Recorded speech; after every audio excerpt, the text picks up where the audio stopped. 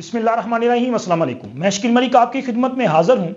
साबिक commissioner Rawalpindi division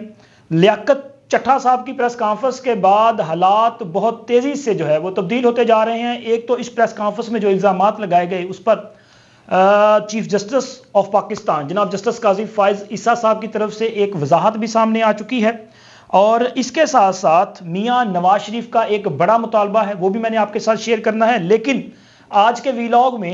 एक exclusive तफसीलात हैं। वो तफसीलात ये हैं कि जी लियाकत चट्ठा साहब ने ये सब कुछ क्यों किया, क्या किसी की मोहब्बत में किया या कि इसके पीछे कोई और मुहर्रकात हैं। ये तमाम अहम नुकात जो हैं वो आज के वीलॉग का हिस्सा हैं। लेकिन सबसे पहले एक वजाहत करनी है। वजाहत कुछ इस तरह से है कि सीनियर सहाफ़ी हैं गरीदा फरूकी साहबा, इन्होंने एक ट्वीट किया और ये प्रेस कॉन्फ्रेंस जो हुई थी इसके बाद इन्होंने कहा कि ये लियाकत चट्ठा साहब जो हैं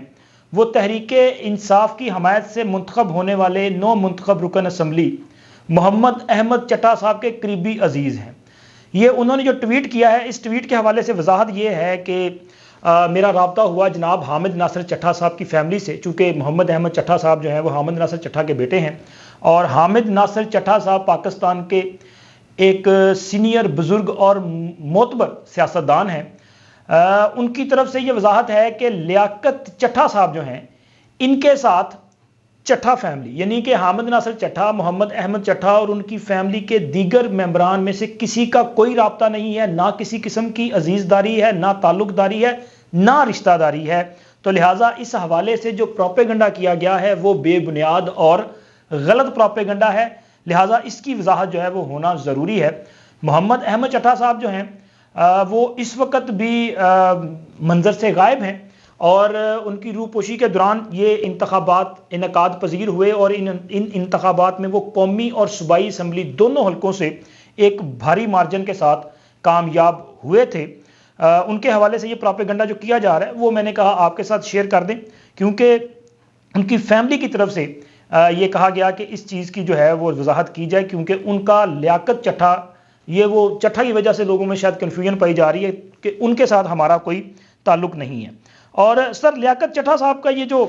सारा चल रहा है ना मामला, अब इसके बाद सूरत हाल मज़ीद गंभीर होती जा रही है। लेकिन यहाँ पे सवाल ये पैदा होता है कि ये सब कुछ क्यों हुआ। कुछ लोगों का ख्याल ये है कि जी लियाकत चट्ठा साहब जो हैं उनका ज़मीर जागा और उनको रात को नींद नहीं आ रही थी, लिहाजा उन्होंने ये प्रेस कॉन्फ्रेंस कर दी और अपने ज़मीर की आवाज़ पे लब्बैक कह दिया। और कुछ लोगों का ये ख्याल है कि जी लियाकत चट्ठा साहब जो हैं उन्होंने फ्यूचर में कोई बड़ा फ़ायदा लेने के लिए ये सारा कुछ किया है। और इसके अलावा ये भी बातें की जा रही हैं कि जी लियाकत चट्ठा साहब जो हैं वो बाज़ जो प्रॉपर्टी टाइकून हैं उनके बड़ी करीबी हैं और उनका भी इस मामले में कोई अमल दखल है। लेकिन इस सब के साथ साथ इस पूरे मामले में कहीं ना कहीं जो है वो अमेरिका बहादुर का भी कहीं नाम आ रहा है, क्योंकि लियाकत चट्ठा साहब जिनकी के मुद्दत मुलाजमत जो है वो अगले चंद रोज़ में कंप्लीट होने जा रही थी, लेकिन मुद्दत मुलाजमत से चंद रोज़ कबल उन्होंने इस किस्म की हंगामा खेज़ किस्म की प्रेस कॉन्फ्रेंस कर दी और इस प्रेस कॉन्फ्रेंस में मुस्ताफ़ी भी हो गए और उन्होंने कहा कि जनाब अली मैंने जुर्म किया है, मुझे इस जुर्म पर जो है वो फांसी की सज़ा दे दी जाए। उन्होंने चीफ जस्टिस पर इल्ज़ाम लगा दिया और हमने देखा कि पहली बार चीफ जस्टिस साहब जो हैं उन्होंने इस मामले पे वजाहत भी की है। वजाहत में आगे चल के आपके साथ शेयर करता हूँ। लेकिन लियाकत चट्ठा साहब जो हैं इनकी कुछ चीज़ें जो हैं वो सोशल मीडिया पे बड़ी वायरल हैं, जैसे कि इनके पासपोर्ट की एक तस्वीर है वो बड़ी वायरल है जिसमें इस बात का इंकशाफ सामने आया है कि मासूफ ने चंद रोज़ कबल अमेरिका का वीज़ा भी हासिल किया है और अगले चंद रोज़ में ये अमेरिका ट्रैवल करने वाले थे। अब अमेरिकी वीज़ा और अमेरिका की तरफ से पाकिस्तान में होने वाले इंतखाबात पर तहफ़्फ़ुज़ात का इजहार और इनकी तहकीकात का मुतालबा और इमरान खान की तरफ से जेल में बैठ के अमेरिका बहादुर से अपील, इन तमाम चीज़ों को जब आप जोड़ेंगे तो मेरा ख्याल है कि किसी ना किसी नुक्ते पे आप पहुंच जाएंगे। लेकिन इसके साथ साथ कुछ और मामला भी हैं, जैसे कि लियाकत चट्ठा साहब जो हैं ये बैक वक्त तमाम पॉलिटिकल पार्टीज़ के साथ इनके बड़े अच्छे ताल्लुकात थे। वैसे जिन लोगों के सबके साथ बड़े अच्छे ताल्लुकात होते हैं ना वो बहुत बड़े जो हैं वो अपना رنگ باز بھی ہو سکتے ہیں، لیکن جناب اس کے ساتھ ساتھ یہ ہے کہ ان میں ایسی صلاحیتیں ہیں کہ وہ سب کو جو ہے شیشے میں اتار لیتے ہیں۔ یہ ایک وقت میں میاں شہباز شریف کے بڑا قریبی تھے، پھر حمزہ شہباز صاحب کے ساتھ بھی اٹیچ رہے، پھر اس کے بعد عثمان بزدار صاحب کے بڑے قریب تھے چونکہ ان کی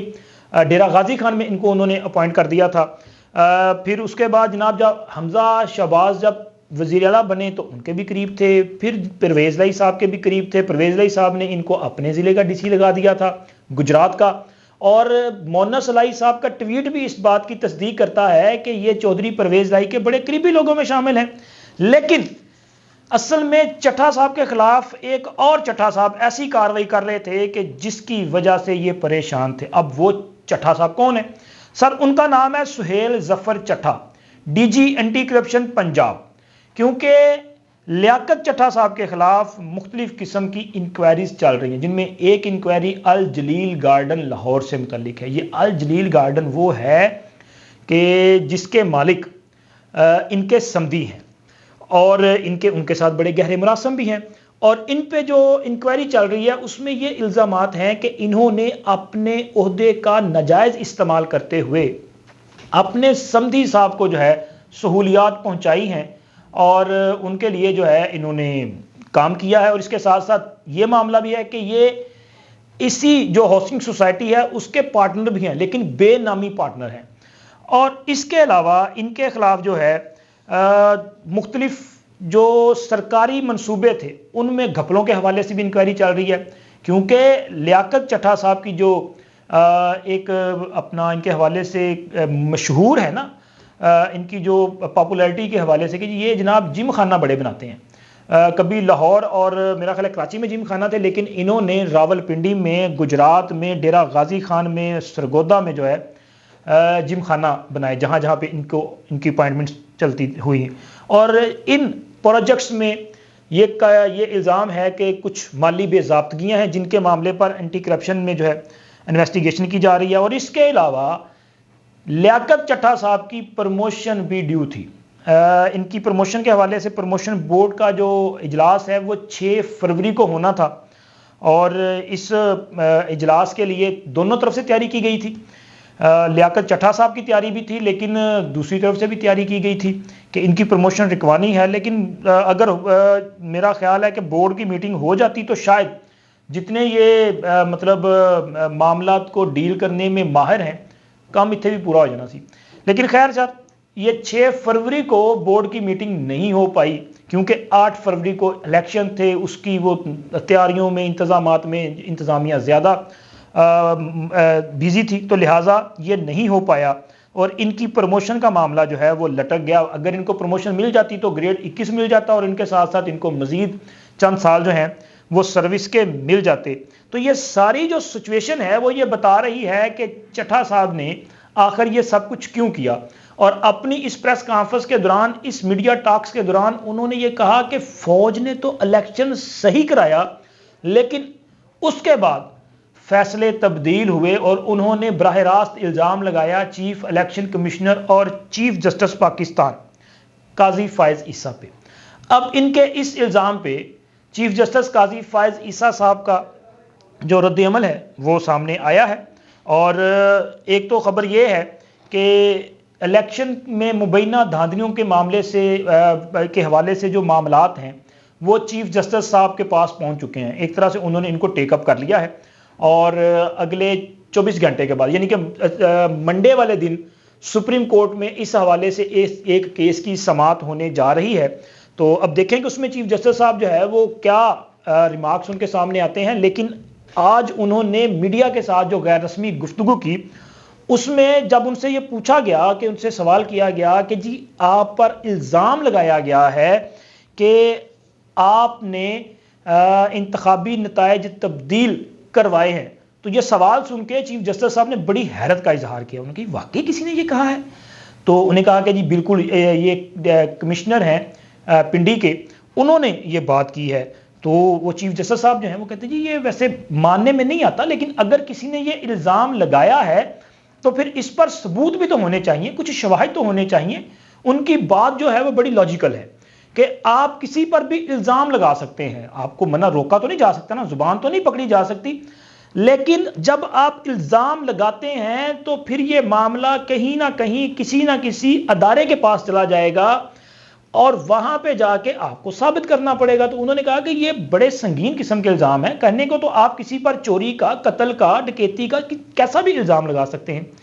لیکن چونکہ وہ بڑے ذمہ دار عہدے پہ فائز شخصیت ہیں تو ان کے پاس ثبوت ہونے چاہیے، تو وہ لہٰذا اس معاملے پہ جو ہے وہ ثبوت ان کو دینے چاہیے۔ اور چیف جسٹس صاحب نے اپنی ذات کی وضاحت کرتے ہوئے کہا کہ جی میرا تو براہ راست الیکشن سے کوئی اس طرح سے تعلق بنتا بھی نہیں ہے،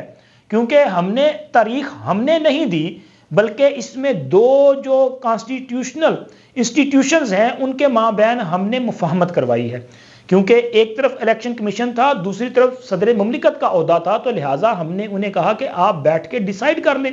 تو انہوں نے یہ تاریخ ڈیسائیڈ کی تو ہم نے اس پر ایک آرڈر جاری کر دیا۔ اس کے علاوہ تو ہمارا اس پورے پروسیس سے کوئی تعلق ہی نہیں، بلکہ ان کا یہ کہنا تھا کہ سب جانتے ہیں کہ انتخابات کو ملتوی کرانے کی کوششیں کی جاتی رہی، ہم نے تو ان کوششوں کو ناکام بنوایا اور ہم نے انتخابات پر ایک طرح سے پہرا دیا۔ یہ بات ان کی بالکل ٹھیک ہے کہ انتخابات کروانے پہ انہوں نے کہا تھا یہ پتھر کی لکیر ہے، اور اس پتھر کی لکیر کے مطابق پھر جو انتخابات جو ہیں وہ ہوئے ہیں۔ اسی طرح توہین عدالت کے متعلق ان سے پوچھا گیا تھا کہ ظاہر ہے یہ الزام لگایا گیا ہے، ایک سٹنگ چیف جسٹس ہے، ان کا نام لے کے ان کے عہدے کو مخاطب کرتے ہوئے یہ الزام لگایا گیا ہے، اور الزام بھی کسی عام بندے کی طرف سے نہیں بلکہ ایک سرکاری ملازم، ایک ریاستی جو ملازم ہے اس کی طرف سے الزام لگایا گیا ہے، جو کہ ذمہ دار ہے، جو کہ کمشنر ہے، راولپنڈی ڈویژن کا کمشنر ہے، اس کی طرف سے الزام لگایا گیا ہے، تو اس معاملے پہ آپ توہین عدالت کی کارروائی کریں گے؟ تو چیف جسٹس صاحب نے کہا جی وہ بنیادی طور پہ جو ہے وہ توہین عدالت کی کارروائی کے حق میں نہیں ہے، وہ اس کو بہتر نہیں سمجھتے، لیکن چونکہ کیس سپریم کورٹ میں ہے تو لہٰذا کیس میں کیا باتیں ہوں گی، کیا فیصلہ ہوگا، کیس میں کیا چیزیں آئیں گی، اس پر بھی انہوں نے کوئی کمنٹس نہیں کیا۔ انہوں نے کہا جی جب فیصلہ ہوگا تب وہ پبلک پراپرٹی ہے، ابھی جب کیس سنا جائے گا اس سے پہلے میں اس پر کیوں کمنٹس کروں، مجھے کیا پتا کہ کیا کیس آنا ہے۔ تو لہٰذا سر اب اس معاملے پہ منڈے والے دن سپریم کورٹ میں جو ہے ایک بڑی سماعت ہونے جا رہی ہے، اور ممکنہ طور پہ چیف جسٹس صاحب یہ جو معاملہ ہے پورا کمشنر راولپنڈی صاحب کی اس پریس کانفرنس کے بعد جو اس ایک ہیجان پیدا ہو چکا ہے، اس پورے معاملے کو ٹیک اوور کریں گے، اور اب یہ معاملہ چیف جسٹس صاحب کی عدالت میں جائے گا، لیکن چونکہ ان کی ذات کو ملائم کیا گیا ہے تو میرا خیال ہے کہ اگر اس معاملے پہ کوئی جوڈیشل کمیشن قائم ہوتا ہے یا کوئی عدالتی تحقیقات کی طرف آگے بڑھا جاتا ہے تو چیف جسٹس صاحب اس کمیشن کا یا اس عدالتی تحقیقات کا حصہ، انکوائری کا حصہ نہیں ہوں گے، لیکن اس پورے معاملے کی تحقیقات جو ہے وہ سپریم کورٹ کے ججز سے ہی کروائی جانی چاہیے، اور میں تو یہ سجیشن دوں گا کہ زیادہ بہتر یہ ہے کہ ان ججز کو جو ہے وہ اپوائنٹ کر دیا جائے اس تحقیقات کے لیے کہ جن کے بارے خیال کیا جاتا ہے کہ یہ جو چیف جسٹس قاضی فائز عیسیٰ سے مختلف سوچ رکھنے والا جو گروپ ہے یہ اس گروپ کو بلانگ کرتے ہیں، اس گروپ کا حصہ ہے۔ میں کسی کا نام نہیں لے رہا لیکن آپ سمجھ جائیں گے کہ ان میں سے اگر کسی جج کو یہ ذمہ داری دے دی جائے تو یہ زیادہ بہتر ہے، اس سے اس کی جو غیر جانبداری ہے وہ زیادہ سامنے آئے گی۔ اور سر اس کے علاوہ ایک اور معاملہ یہ ہے کہ اب یہ بات جو ہے وہ تحریک انصاف کی طرف سے بہت زور کے ساتھ کی جا رہی ہے، بڑی زیادہ اس پہ فوکس کیا جا رہا ہے کہ جی چونکہ یہ اتنا بڑا جو ہے وہ انکشاف سامنے آ چکا ہے، ایک کمشنر نے بات کر دی،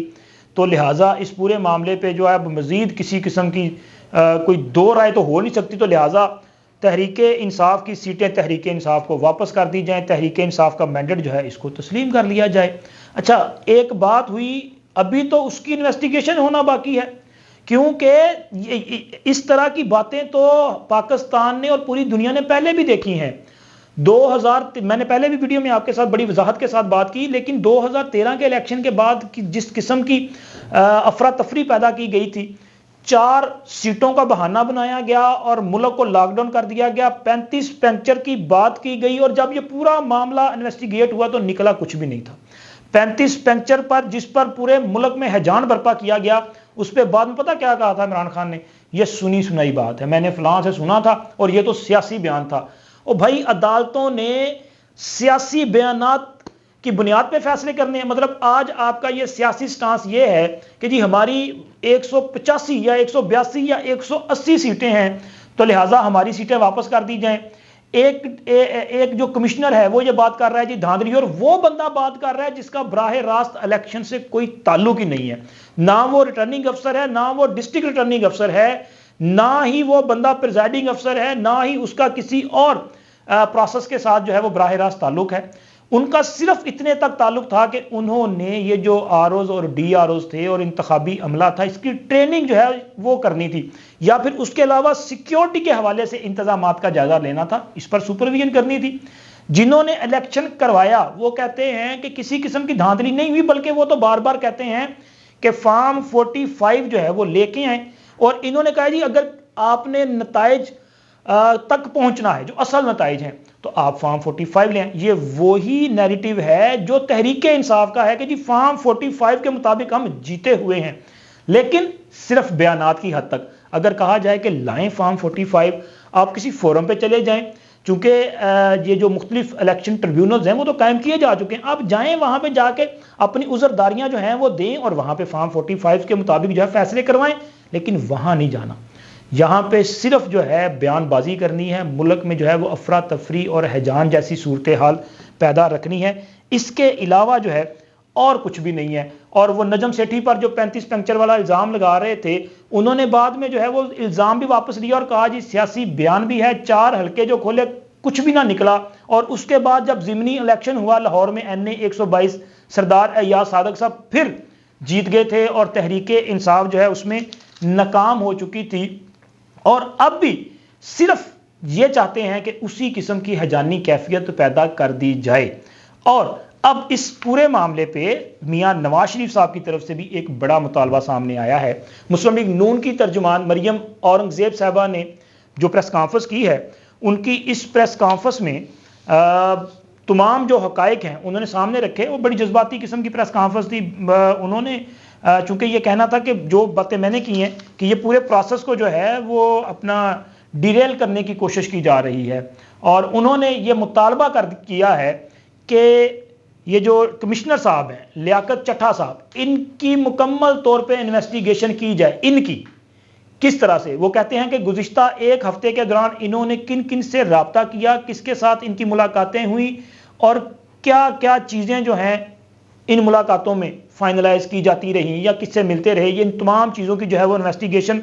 ہونی چاہیے. اور جب انویسٹیگیشن ہوگی تو پھر پتہ تو یہ بھی چلے گا کہ موصوف کتنی بار جو ہے امریکن ایمبیسی گئے، موصوف نے کس کس سے ملاقات کی، موصوف نے کیسے ویزا جو ہے وہ حاصل کیا، موصوف نے ویزا حاصل کرنے کے بعد جو ہے وہ کہاں کہاں وزٹ کے لیے جانا تھا اور کیا کچھ کرنا تھا. تو لہٰذا یہ ان کا ایک بڑا مطالبہ جو ہے وہ سامنے آیا ہے. میں سمجھتا ہوں کہ یہ چیف جسٹس صاحب کی طرف سے جو کہا گیا ہے کہ وہ ثبوت لے کے آئیں، وہاں پہ تو اب پتہ چلے گا منڈے والے دن کے کیا صورتحال پیدا ہوتی ہے. لیکن اس پورے پروسیس پہ پھر وہیں پہ بات آ کے رک جائے گی کہ حل تو پھر نکلے گا جناب انویسٹیگیشن سے.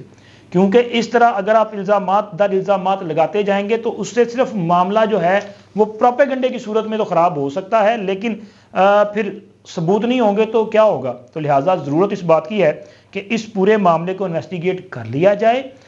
لیاقت چٹھا صاحب کی بھی انویسٹیگیشن ہو جائے اور ان کے الزامات کی بھی انویسٹیگیشن ہو گئے، تاکہ لوگوں کو پتہ چل سکے کہ اصل حقائق کیا ہیں. اب تک اتنا ہی، انشاءاللہ ملتے ہیں اگلی ویڈیو میں. اللہ حافظ.